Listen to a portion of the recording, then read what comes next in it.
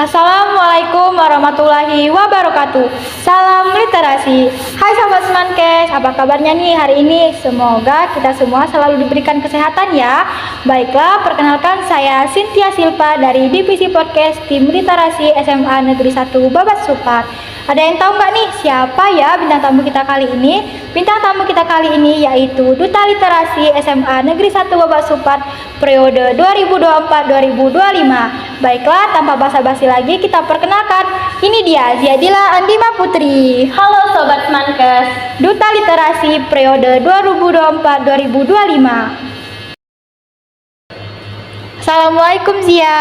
Waalaikumsalam Kak Cynthia. Bagaimana nih kabarnya hari ini? Alhamdulillah baik. Kami dari Divisi Podcast mengucapkan selamat atas terpilihnya menjadi Duta Literasi di SMA Negeri 1 Babat Supat ini.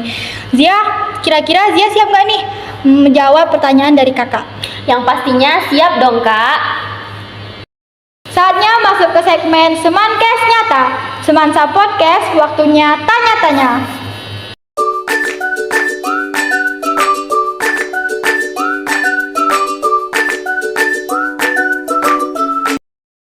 Baiklah Zia, di sini sudah ada beberapa pertanyaan nih.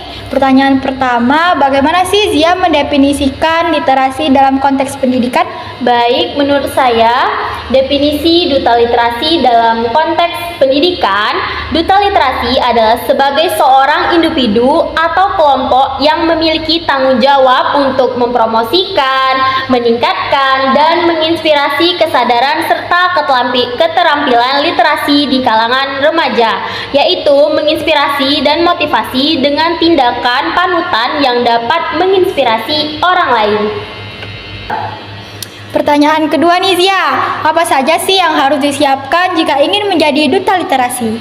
Yang perlu disiapkan jika ingin menjadi duta literasi atau memasuki kriteria duta literasi sekolah adalah terutama mempersiapkan mental terutama dalam segi apapun, karena sebagai duta tugasnya adalah mengayomi siswa dan siswi untuk minat dan baca.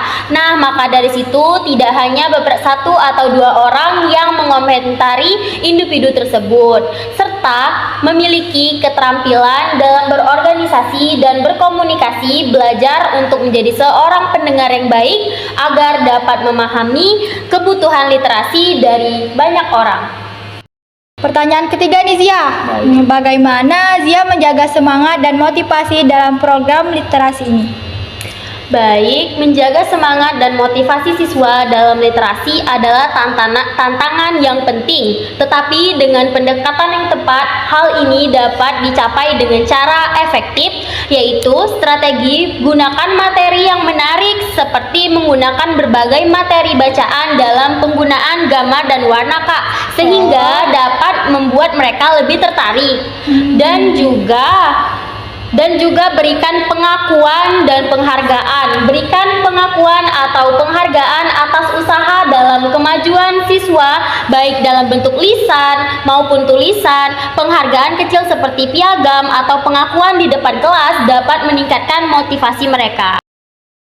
Pertanyaan keempat nih Zia, apa saja nih program kerja yang sudah Zia rancang untuk periode 2024-2025 ini? Baik, sebagai duta literasi saya memiliki beberapa program kerja untuk periode 2024-2025 ini, yaitu yang pertama adalah majalah dinding wajib per kelas Kak, atau yang kerap disebut dengan mading. Oh, mading. Mading merupakan salah satu pendekatan yang paling kreatif karena menggunakan penggunaan gambar dan warna sehingga menimbulkan ketertarikan siswa dan siswi dalam minat dan baca Kak. Nah, dengan adanya majalah dinding dapat menimbulkan 3M. Apa tuh 3M? 3M yaitu minat, melihat, dan meneliti suatu bacaan dengan kritis.